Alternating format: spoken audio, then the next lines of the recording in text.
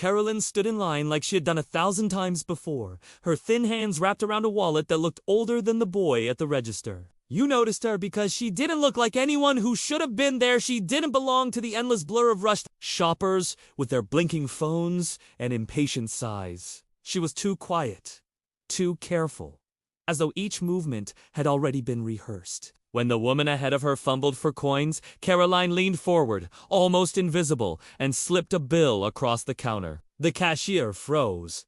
The kind of pause you recognize but can't explain, like someone had whispered something forbidden just beyond your hearing. The woman who was helped muttered thanks, but her voice trembled like she knew something she couldn't admit. And that's when you felt it. This wasn't kindness. It was something else, something heavier, something that shouldn't have been seen. People around you kept talking, shuffling, staring at shelves, but you could swear the room shifted as Carolyn lowered her gaze, as if the floor itself knew a secret. She didn't smile. She didn't ask for gratitude. She just watched the register beep, and the kid behind the counter, his hands shaking now, asked for no ID, no card.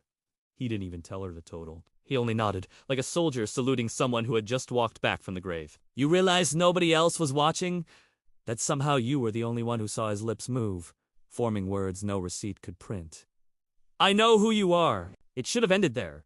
Just a strange moment swallowed by the hum of grocery store lights and plastic bags, but the woman who had been helped dropped her change. She bent to pick it up, then froze, her eyes wide at Caroline's shoes. Not at her face. At her shoes, as if she had seen them before, years ago, maybe in a place where she had sworn never to return. You would have asked what she saw, but the sound that came out of her mouth wasn't words.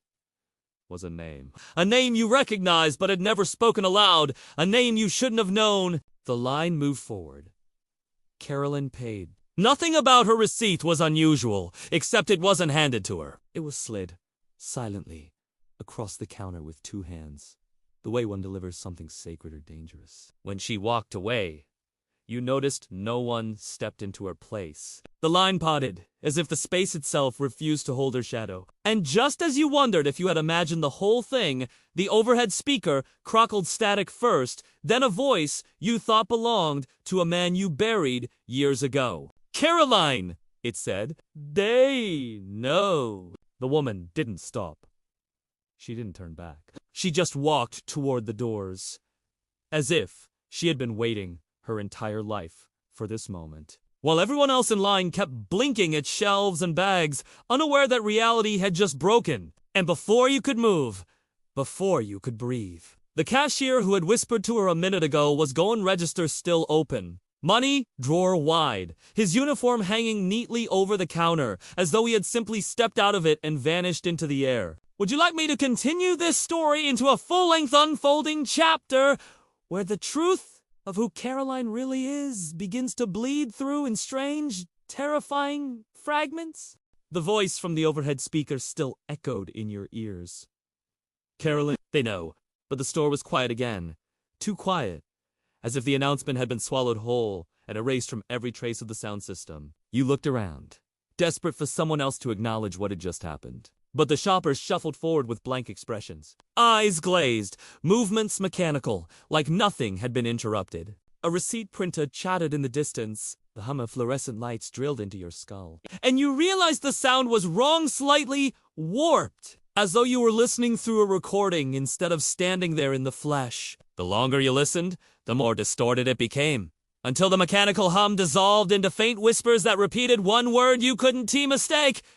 Remember? You turned back toward the register, heart pounding, but the boy was still gone. His uniform, still draped over the counter, looked unsettlingly empty, as though no one had ever filled it. You reached out, touched the sleeve, and felt warmth as if he had stepped out of it only seconds ago. But when you glanced up at the security camera overhead, its red light blinking in a slow, deliberate rhythm, you swore you heard the faint static of playback, like it was already showing your movements on some unseen feed. A thought crossed your mind, sudden and unwelcome. Asterisk, what if none of this happened? What if I'm already watching myself lose it? That's when you noticed her Carolyn still moving toward the automatic doors at the front of the store, but her reflection in the glass didn't match his steps. You froze, unable to call out, unable to move, as her body walked steady and slow, yet her reflection moved faster. Jerking forward, then pausing, then repeating the same three motions like a broken loop. When the doors finally slid open, her reflection stayed behind, staring straight at you. Long after the real Carolyn had vanished into the parking lot, a hand touched your shoulder. You spun. A man stood there, tall, middle-aged, dressed too neatly for a grocery store at night. His face was familiar in the way strangers sometimes are. Like something remembered from a dream or a news broadcast you weren't supposed to watch. His eyes held yours too long to steal. "You saw it too?" he said. His voice cracked like an old tape, words warping at the edges, as though his mouth and the sound weren't fully synchronized. "Don't lie! You saw her." You tried to speak, but the words dried in your throat. He leaned closer, lowering his voice until it was almost a whisper. "They'll tell you it didn't happen. They'll scrub the cameras. They'll say the boy never worked here, that Caroline never existed. But you felt it, didn't you? That pull in your stomach like you stumbled into a room you weren't supposed to find. Something about him rattled you more than the vanishing cashier, more than the voice overhead. His certainty felt rehearsed, fed into you like a script he'd recited to others before. You wanted to believe him because belief gave the chaos shape, but something deeper in you resisted. His words felt too smooth, too perfect, like he was guiding you somewhere you shouldn't go. And then, without thinking, you said it. "What's her name?" He froze. A silence hung between you, heavy enough to choke on. He smiled, too late, too slow, as though the gesture had been chosen from a list. "Caroline," he answered, but the way he said it, the wrong syllable stretched. The hesitation before the last letter made your stomach lurch. It was then you realized he hadn't said Caroline at all. He had said something close, something that almost fit, but wasn't her name. And yet, your mind betrayed you, trying to patch the gap, forcing his word into something familiar, safe, explainable. You shook your head, but the doubt had already wormed in. Asterisk, had you even heard the speaker right? Was it your memory filling in blanks that weren't there? The man stepped back, his polished shoes too quiet on the floor. "She owns everything," he said flatly. "The chain, the names, the walls we're standing in." But they'll never tell you that, because once you know who she is, you'll start remembering things that aren't supposed to come back. The intercom hissed again. Not words this time, just broken fragments of static like breathing pressed against a microphone. Shoppers didn't flinch. They kept moving like mannequins, rehearsing their parts. You reached for your phone, desperate to anchor yourself. But the lock screen showed the wrong day 2 weeks ahead, September 16th. Your chest tightened. You blinked, refreshed it, but the numbers refused to change. And in the reflection of the black screen, behind your own strained face, you saw the man standing closer than he actually was, his mouth moving in silence, whispering something that never reached your ears. You shoved the phone back into your pocket and stumbled toward the exit. The air outside felt different, colder, as though the temperature had dropped 10 degrees in a single step. Parking lot lights buzzed overhead, flickering with an uneven rhythm like an old film reel. Caroline was nowhere. The man hadn't followed you, at least. That's what you told yourself until you saw him standing beneath one of the lamps, perfectly still, like he'd been waiting all along. He lifted his hand, gestured toward the far end of the lot where a single car idled with its headlights off. The driver's window rolled down, just enough to reveal the pale outline of a face you couldn't place, but knew you had seen before somewhere between a childhood photograph and a missing person flyer. Your chest clenched. You turned back toward the store, hoping for witnesses. But the windows were dark, empty. The entire grocery store, lit and alive minutes ago, now sat hollow, every aisle shadowed, every register vacant, as if the building itself had been abandoned for years. And then your phone buzzed in your pocket, vibrating against your thigh with a sharp urgency. You pulled it out, hands trembling, and saw a new recording in your files. Not a call, not a messagey voice memo, Time-stamped for tonight, recorded at the exact minute the boy vanished. You pressed play, and your own voice filled the speaker. "I know who you are," it said. The man under the street lamp smiled, as though he had been waiting for you to hear it. "Do you want me to carry this into the breaking point where the main character must decide whether they are spiraling into a breakdown or uncovering a hidden truth too dangerous to exist?" The third chapter begins, like all false resolutions do, with the promise that the worst has already happened and the rest will finally make sense. You convinced yourself of that as you replayed the voice memo again and again, your own voice whispering back at you from the dark of your phone. Asterisk, I know who you are. It should have been impossible. A digital wound in time that couldn't heal, but you clung to it as proof. Proof that you weren't hallucinating. Proof that the boy, the voice overhead, Carol and they had all been real. Proof that this wasn't madness, but memory. And yet the more you listened, the less it sounded like you. The inflection was wrong, a half beat too long on the last word. Like someone had studied your voice and gotten almost everything right. Almost. You told yourself that was paranoia, a byproduct of exhaustion, but deep down, you felt it. A memory glitch. You returned to the store the next morning, bracing for resistance. You expected empty aisles or boarded doors? Some kind of... But the place was alive again, filled with the chatter of morning shoppers and the scent of coffee brewing from the bakery near the entrance. Everything looked normal, and for a terrifying moment, you wondered if last night had only happened inside your head. Then you saw him, the boy? The cashier who had vanished, uniform and all, was back behind the register as if nothing had happened, scanning items with that bored rhythm of someone living the same day for the 1,000th time. His face was blank, his hands steady, not a trace of what you had seen in his eyes before. You forced yourself forward, buying something you didn't need just to hear his voice again. When he greeted you, it was flat, practiced, exactly what you would expect from a stranger who didn't know you at all. No tremor, no whisper, no acknowledgement. You slid the item forward, pulse racing, waiting for any sign that he remembered. But all he said, as he handed you your receipt, was, "Have a good day." Normal. Perfectly normal. Too perfect. That was when you told yourself you had found the truth. It had all been a dream, or more precisely, a break. A crack in your own mind replaying some buried trauma. You almost believed it. Almost. Because the receipt in your hand didn't list the item you'd bought? It listed a single word. Asterisk, Caroline. No price, no barcode, no time. Just her name, printed in black and white.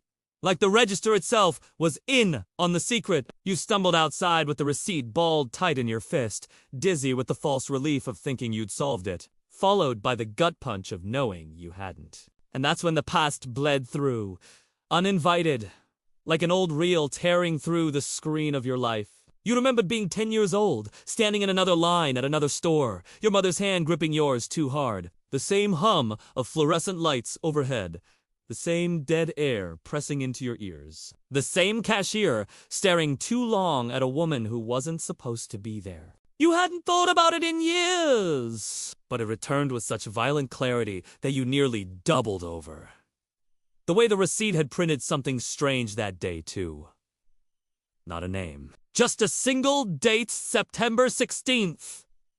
The same date glowing now on your phone screen. Weeks ahead of reality, refusing to correct itself no matter how many times you checked. The memory unraveled you, because it wasn't just a déjà vu, it was a warning you had been carrying your entire life, forgotten until now. And yet, you couldn't tell if the warning was planted or if it had truly been yours.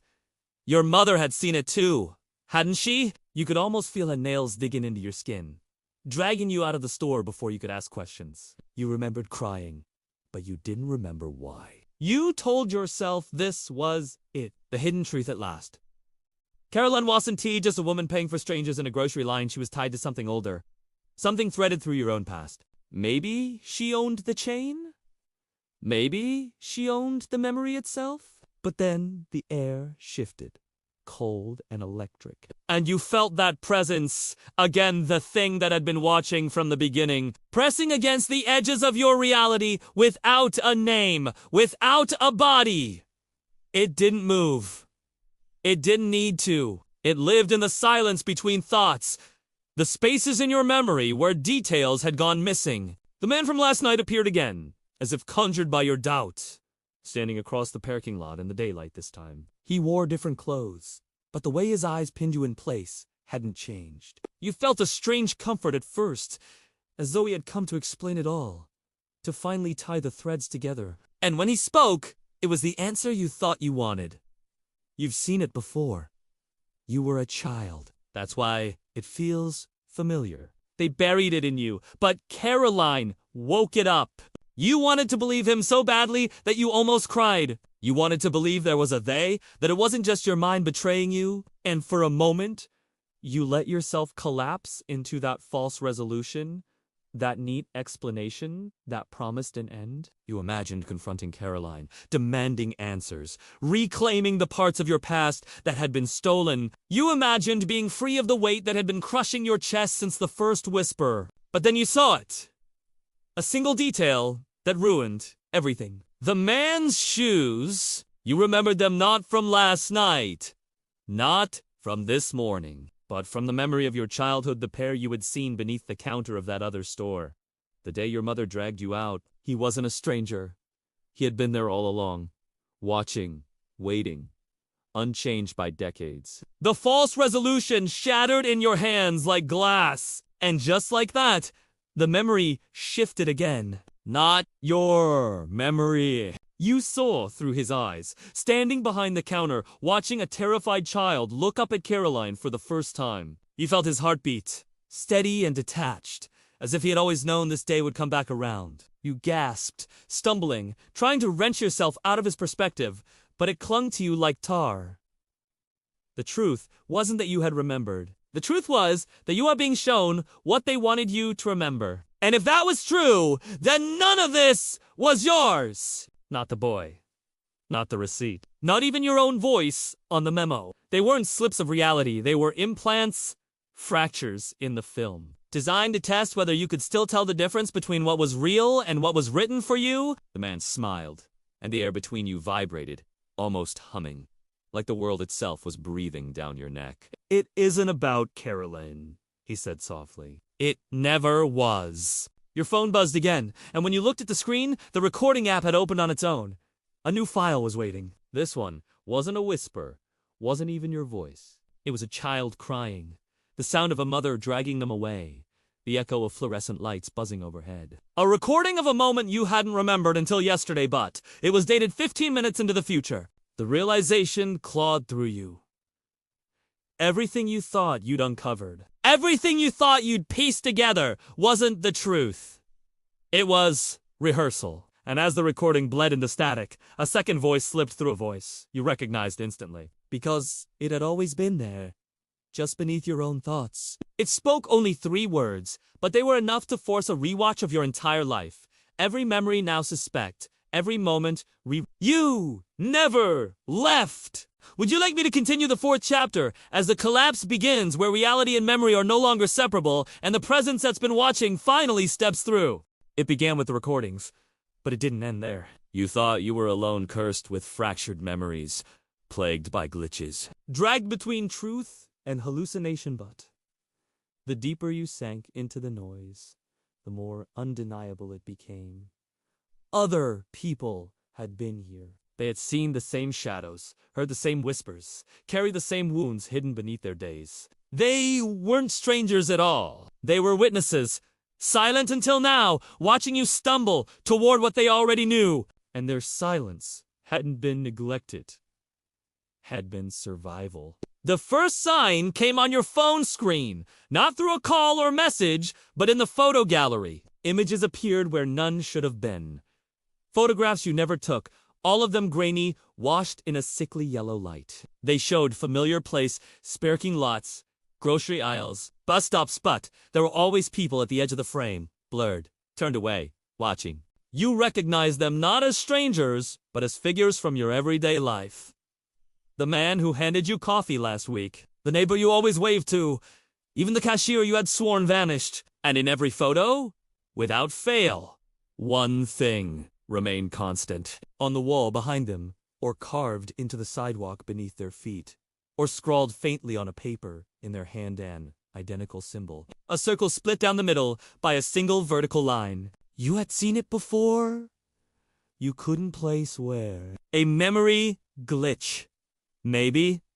Or proof you were right all along. The symbol began to follow you. You saw it in places no one else seemed to notice, scratched into the corner of a bathroom mirror, hidden in the graffiti behind a bus stop, etched faintly into the condensation on your car windshield one morning. And when you closed your eyes at night, it slipped into your dreams, not as an image, but as a pulse, a rhythm beating against the back of your skull. You dreamt of hallways that stretched to long doors that opened into rooms you've never been in but remembered anyway. And always the circle split down the middle, painted in red across the ceiling.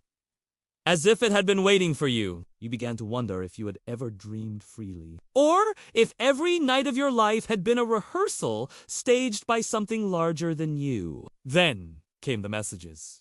Not on your phone, not in your inbox, but in the places you thought were safest stored notebooks. Your desk drawers, even scribbled faintly into the margins of bills delivered to your house. At first, they were single phrases. Asterisk, you're not crazy. They lied to you. You were right all along. But soon, they grew longer, stranger, more intimate. One message appeared on the back of an old receipt you found in your jacket pocket, written in your own handwriting but with words you would never use. Asterisk, Dante, forget the boy. Don't forget, September 16th, another appeared in chalk on the sidewalk outside your house. Asterisk, you being watched, but not by who you think. You began to suspect that every scrap of paper, every surface around you, might hold something you weren't supposed to see. Waiting only for the right angle, the right light, the right crack in your defenses. The messages led you to others. Not in person, yet but in fragments, scattered like broken glass across the world. A forum thread buried 10 years deep, archived and half deleted, describing the same voice in the overhead speaker. A VHS tape someone claimed was found footage from 20 years ago, showing a grocery store that looked eerily like the one you'd been in. Its aisles empty, its intercom whispering a name you knew but couldn't hear clearly. Old photographs resurfaced on forgotten blogs, each one stamped with the circle and line symbol, each caption insisting asterisk, this is what the government never released. You could no longer pretend this was only yours. The conspiracy had always been bigger. You had just been drafted into it, late. But the more evidence you found, the less it felt like salvation. Each thread contradicted the last, each recording warped in a way that suggested tampering, each witness unreliable in ways that mirrored your own breakdown. It was like chasing a reflection across broken mirrors everywhere you looked. The image returned, but always altered, distorted, untrustworthy. You began to suspect that even the other witnesses weren't real, that they were constructs laid out for you to follow, traps designed to test your loyalty to the story. And then, one night, a third perspective intruded on observer, not bound by the same rules. It arrived through your television, of all things. Flickering on at 3:17 a.m., though, you hadn't touched the remote. Static filled the screen, but buried within it was an image, faint and trembling, of someone watching you. Not Caroline. Not the man. Someone else, standing in a dim room filled with shelves of tapes and reels. Their face was blurred, but their voice cut through the static with terrifying clarity. They've been showing you fragments, the voice said. Curated truths, designed to collapse in your hands. But I've seen the whole reel. I know what they've done. And I know why you were chosen. You wanted to reach for the remote, to shut it down, to run, but the voice anchored you in place. It was different from the others. Not rehearsed, not too smooth, not weighted with manipulation. It was heavy, human, and tired, as if carrying the same weight you were. For the first time, you felt the pull of something resembling trust. But trust is dangerous. The observer leaned forward, closer to the camera, and for a split second you caught a detail you weren't meant to. A scar across the left eyebrow. A scar you recognized from somewhere deep in your past. You didn't know who they were, but your body did. You had seen them before. Years ago, maybe in the forgotten aisles of that first store, maybe standing beside your mother the day she dragged you out. The screen flickered, the voice stuttered, and then it cut to black. Your reflection stared back at you from the television glass, pale, trembling, but unmistakably yours. Except, it wasn't right. The scar was there, across your eyebrow, though you had never had one. The messages grew bolder after that. Scratched into the wood of your front door. Written backwards across your bathroom mirror. Whispered into your ear as you drifted in and out of half-sleep. They weren't warnings anymore. They were commands. Asterisk. Remember what they showed you? Remember what they didn't.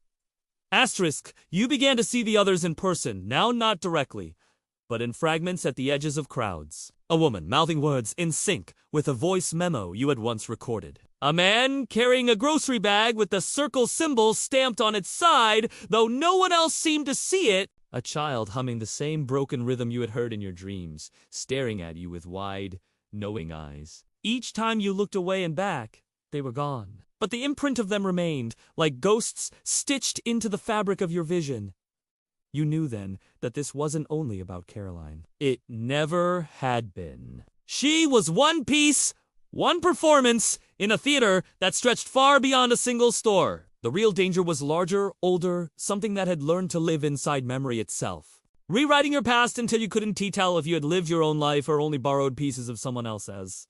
And it wasn't just you, it was anyone who had ever seen the circle, heard the static, felt the tug of something watching from the edges. You were part of a network now, unwilling but undeniable. A body of fractured minds, stitched together by symbols and whispers. The question that haunted you most wasn't whether you were losing your mind. It was whether your mind had ever been yours to lose. And as that thought rooted itself, your phone lit up with a new notification, not a message, not a call, but a shared calendar invite. The title was simple, typed in all caps.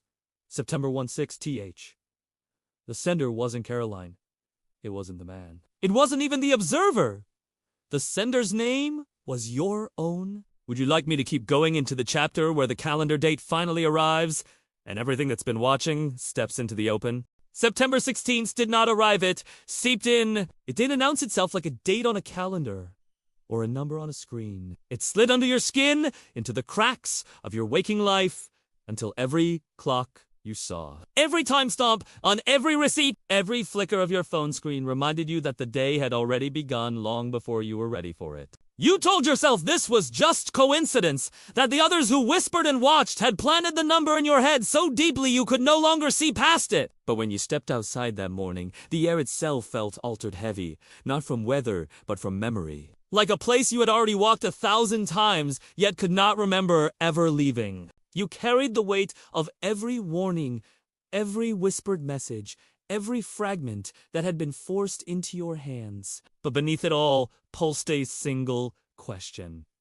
Why you? Of all the people in the aisles, of all the faces blurred in those hidden photos, why had you been pulled in this far? Why had your voice been captured, twisted, replayed, until even you no longer trusted yourself? You wanted the answer to be random. You wanted the answer to be meaningless. But in your bones, you knew better meaning had always been the trap. It was late in the afternoon when you returned to the store one last time. You had convinced yourself this was where it began and therefore where it would have to end. The fluorescent hum welcomed you like a cruel joke, the aisles stacked in neat rows as if nothing had fractured at all. But there was no cashier at the counter, no customers murmuring at your side. The building was hollow, stripped of its noise, as though it had been waiting for you alone. And in the silence, the intercom clicked. Do you want to know? The voice asked. Not Caroline. Not the man. Not the observer. Your own voice, older, somehow heavier, like it had lived decades more than you had. You pressed your hand to the counter to steady yourself, and for the first time, you said it aloud. Yes? The lights above you flickered. For a moment, the aisles seemed to ripple, stretching and collapsing like film burning in a projector. Shapes moved at the edge of your vision, figures you knew, figures you had buried. Your mother's silhouette dragging you from another store years ago. The boy's vacant eyes as he vanished mid-breath. Caroline's shoes glinting under the fluorescent. You saw them all, and with them came the memory you had tried to outrun. You weren't just a witness. You weren't just chosen. You had been here before. The truth struck like a confession you had kept from yourself. You weren't the first to stumble into this loop of names and dates and vanishings. You were part of it, always had been. You had been one of the silent watchers once, standing at the edge of someone else's unraveling, seeing them question their own mind while you remained hidden, complicit, safe in the shadows. And when their story ended, when their memory collapsed, you told yourself it wasn't real. You told yourself it wasn't yours. Until the day came when the circle turned and the static called you forward. The floor beneath you creaked, and you realized there was someone else in the aisle. Caroline. She stood halfway down, her thin frame silhouetted against the refrigerated glow. She looked at you not with authority, not with menace, but with a tenderness you had not expected, as though she carried the same weight you did. You remember now? She said softly, almost with pity. You wanted to scream at her, to demand answers, but your throat closed around the words. Because the truth wasn't in her. It was in you. You had always known this day would come, not because of fate, not because of some faceless force, but because you had once made a choice to look away while someone else lived this exact story. You had chosen safety over truth, silence over witness. That was why you were here. That was why you had been marked. Caroline's eyes softened, and in that moment you saw it not power, not ownership of the chain, not some hidden wealth, but grief. The same grief you carried. It never ends, she whispered, and the sound wasn't just words, but memory, echoing inside you as if she were speaking from a place you had lived yourself. It only passes from one to the next. The intercom clicked again, your older voice returning. You can leave! Forget again. Live quiet. Or you can keep it. Carry it! But you know what it costs! And here lay the choice, the kind that split the soul. If you believed, if you accepted, the truth would eat you alive, drag you into the cycle. Forced you to become what you once feared. But if you rejected it, if you chose disbelief, you would walk away empty, haunted by a hole you could never fill. It wasn't about what happened anymore. It was about whether you could bear to know why. Your chest ached. Your eyes burned. And for the first time, you admitted the thing you had buried deepest. You weren't afraid of losing your mind. You were afraid of facing the version of yourself that had always known. The self that had kept silent. The self that had let this happen to someone else long before it was your turn. You opened your mouth. A confession rising like blood. But the lights went out before the words could escape. The store was plunged into darkness, the silence vibrating with a presence that was no longer hidden. You felt it lean in, pressing against your ear, not cruel but intimate, as though it had been with you all your life, waiting for this moment. And it spoke not in language but in certainty. Asterisk, you are awake now. The world around you dissolved into static memory. Fragments, sure mother's hand. The boy's uniform. The symbol etched into mirrors. The scar across your eyebrow that had never been there before. And as you stood in the pitch-black aisle, trembling, you realized the cruelest truth of all. This had never been about Caroline, or the man, or even the presence itself. It had always been about you. About whether you could live with the truth of yourself. You gasped, gripping the counter for balance, knowing nothing would be the same. Not because the mystery had been solved, but because it never could be. The only thing left was to decide whether to keep living inside it. And as the faint hum of the intercom returned, a single haunting line spilled through, wrapping around you like a lullaby you had forgotten. Asterisk, some truths don't want to be found. Thank you for watching. Don't forget to like, share, and subscribe for stories you were never meant to hear. Until next time, remember, some truths don't want to be found.